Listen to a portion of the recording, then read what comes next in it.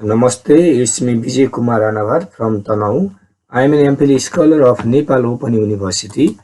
Today I am going to discuss on a topic translation aesthetics. It has two broad categories, creative production and the translator's linguistic and literary creativity. However, creative production will be done by one of my colleagues. Today I am going to discuss under the translator's linguistic and literary creativity. Under it, I am going to discuss about two major topics. They are the classic translation and translation traditions. The translator's linguistic and literary creativity. The issue of the originality versus reproductive nature of the translation immediately raises three further questions. It means to say that there is an issue or debate regarding whether the translation should focus on originality or the reproductive nature of the translation. So, this issue gives the birth of three further questions, and those three further questions are related to the first one, the potential of so-called classic or normative translation. Second one, and the translator's autonomy in relation to the evolution of translation practice in the target culture. And the next one is the translator's autonomy in relation to the target language. These are the three issues or questions that the issue gives the rise of. The first one is the classic translation. And the categorization of translation is one of the reproductive arts entails more than theoretical considerations. It has practical consequences. For example, the frequently debated question is to whether there can be an ideal translation, that is, a normative translation for at least one generation of the recipients, or whether the existence of the several simultaneous translations of the same work is justifiable.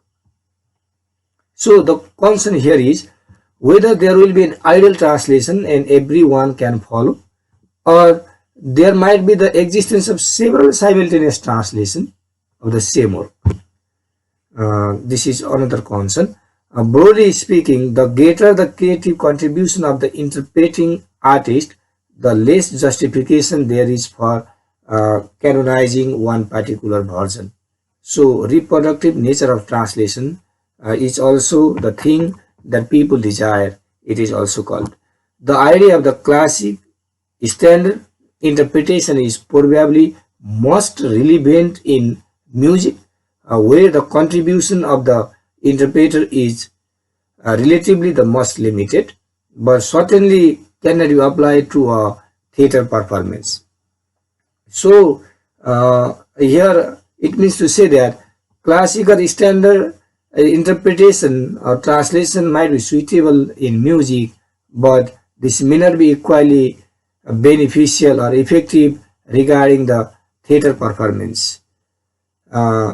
Next, now whether the simultaneous existence of the several different interpretations of a work can be justified is a controversial issue, since in translation practice they are classified somewhere in between the poles of music and theater. Here, the music is symbolizing or advocating regarding the classical mode of the translation. In theater, reproductive nature of the translation has been highlighted. Again, one can more appropriately speak of a period or classic translation in prose, where the translator's creative contribution is less prominent, whereas in poetry, every translation is a distinctive poetic work in its own right, and two parallel translations cannot be denied the right to coexist, assuming, of course, that they are two autonomously conceived or artistically coherent creations. Again, every new interpretation is a fresh response to the work, and through the work, it also expresses the translator's attitude to the contemporary national cultural political scene. Again, two things are discussed here. In poetry, there may not be the possibility of the different version of the translation of the same poem. It symbolizes the use of classical tradition, whereas the moment is growing earlier. It means to say that every moment is newer for us. So there might be changes in the mood of translator. There might be change in the way we translate on the basis of the contemporary national cultural political scene. So there might be fluctuality even in translation. Translators express their ideological position more or less clearly in every translation, but particularly effectively in a text whose interpretation may be contested. So there might be some sort of ideological position of the translators in translation. However, this should be minimized, or there should be balance in it. Very often, within one generation of the translators or readers, one of the several translators of a foreign classic writer becomes established. So it talks about the plurality, it talks about the reproductive nature of the translation. This tendency is particularly common among drama translators because the selection of the translation is progressively refined by the repeat productions in the continuity of the theatrical uh, practice. We were discussing earlier also. It is difficult to interpret the drama only being based on a single and idle way or idle form of translation. Rather, there might be the fluctuality, there might be the many forms of translation regarding drama. It is not only the best but also the most versatile translation that has a chance to become a classical translation, and because too clear-cut conception restricts the suitability of the translation for a particular type of production. Even the classic translation retains its validity only within a specific linguistic and culturally homogeneous epoch. That is, as long as it is appropriate in terms of language and interpretation for that period.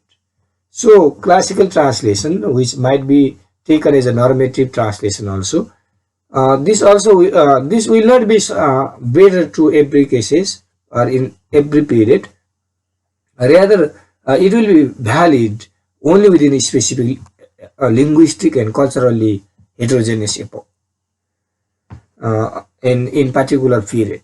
The more rapidly the language changes, the sooner the translation become dated. So when there will be paradigm shift in language, when there will be some sort of changes in the language, obviously the translation also gets changed. Next one, translation tradition. Unlike creative acts by the original artist, reproductive activity is repetitive. So, in case of the more frequently translated major works, an interpretive tradition becomes established. Interestingly, it is often in the matters of rhyme that the two translations arrive independently at the same solutions, evidently because the availability of the rhyming pairs expressing the meaning of the source is more limited than the scope for stylistic variation. However, there might be the practices of translating the verses by different translators and come with the same solution, but there might be many difficulties in it. There might be many constraints or restrictions in it. In the case of some classical authors, they even served as a substitute for a missing domestic translation, or let's say domestic translation tradition. In general, one can say that a new reproduction is an artistic act only if the translation as a whole is a work of a subsequent translator and not a plagiary of previous versions. So, in the name of making or in the name of reproduction, there must not be the cases of plagiarism. This is what it talks. So plagiarism are much more common in translation practice and more difficult to identify than in original literature. The broader the range of the possible alternative translations, the easier it is to uncover the plagiarism. When we particularly focus only on idle translation, there might be many cases of the plagiarism. But if we focus on the alternative translations, many people or different people do different translations, so there might be less case of plagiarism. It is easiest in the verse translation or in the literature where the language and the historical conditioning of the text are so specific that the translator is obliged to seek original translation solutions. And so where there will be the problematic thing in maintaining the historical conditioning at that time, original translation might work. In terms of their origin, there are two types of translation plagiary, each of with its own motives but with similar reasons. Is generally untalented dilettante translators, those people who are not talented in translation but they want to do translation, they happen to commit a plagiarism again for the economic reasons or out of their ambitions. But plagiarism may also be found among some talented writers, veteran writers. Uh, the mistakes that are the case of plagiarism can be found even in case of talented writers, because simply they do not consider the translations as a genuine form of art to be treated with respect. So those people might also be committing mistake, or let's say specifically those people also might see or might face the cases of plagiarism because they do not consider translation seriously and they do not treat it with respect. So identical words are distributed in the same places in verse.